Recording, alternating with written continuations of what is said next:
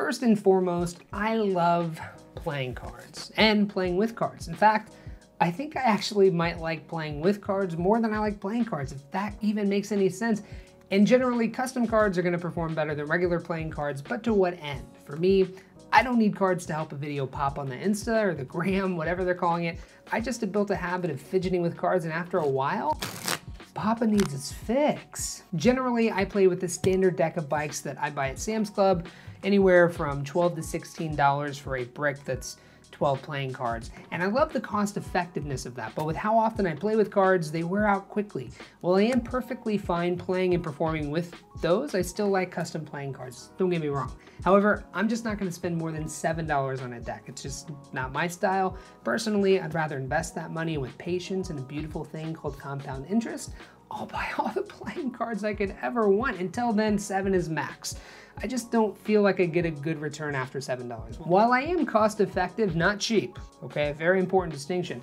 I'm sure a lot of the custom decks are worth their $16 to $20 price tag. It takes a lot of work to R&D, manufacture, mass produce. I'm just talking personal value here. So with all that being said, I recently ordered and just received some custom decks. Some I've never played with, some I have. I just took advantage of what I thought were some great deals on some great cards. In fact, let's go ahead and review one right now, one of my personal favorites. It's the Keepers deck from Illusionist. This was created by Adam Wilber and Oban Jones with the worker in mind. Essentially, it's a broken-in deck produced with the strictest quality control. Now, even though I like breaking cards in, I can certainly see the value of having a deck of cards just ready to go right out of the box. And as a Q1 deck from Bicycle, which just means it's gonna be the highest quality, it should also be consistent, which is my major gripe with a standard Bicycle. Sometimes the borders are all messed up, sloppy, janky, and that should not be an issue with Keepers. Okay, this is clearly a deck that I've purchased before and I'm a big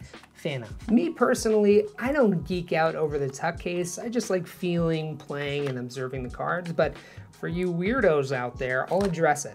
Honestly though, there are some really cool tuck cases that look slick and the attention to detail is just insane. Keepers though is simple, and I like simple. All right, so the front of the case just says Keeper, standard playing cards. It has a lighthouse with a helm around it. The side, you have a quote, "Seek not a lighthouse greater than the human mind." Powerful quote. On the back, you have Keeper and the Sentinel, who is the Joker in the deck. There's also another quote, "The sentinel at his post, the watcher on the wall, a guardian of deadly truths, secret keeper above all. Guide seafarers where you will, warm hearths or watery graves, for in your hands a simple light to lead them through the waves." Powerful. All right, let's open her up. All right, so for you tuck nerds out there, you have the suits right here, and then you have the creator's initials right here. But my only care personally is the cards. Oh, okay, so right out of the box, man, they feel really good. They definitely feel thin, but they feel like it's still a sturdy stock. Of course, you have the ad card, you have a bonus card, which I'm a big fan of getting an extra card like that, because there's more I can do with this than, you know, another ad card. And then the Joker, looks like you have the same, just guarding that lighthouse.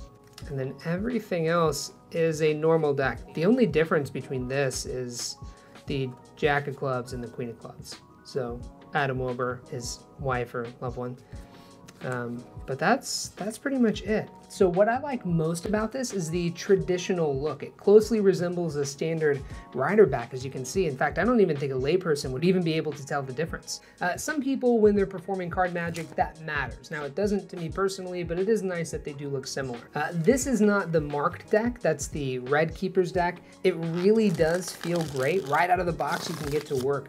And I've never been disappointed in Adam Wilber and what he stamps his name on. This is no exception. I mean, it really does feel like it's already broken in and you can just start performing. Over at Illusionist right now, you can get these for $3. These originally sold for $7, and you know me, it takes a lot to get me to spend $7 on a deck.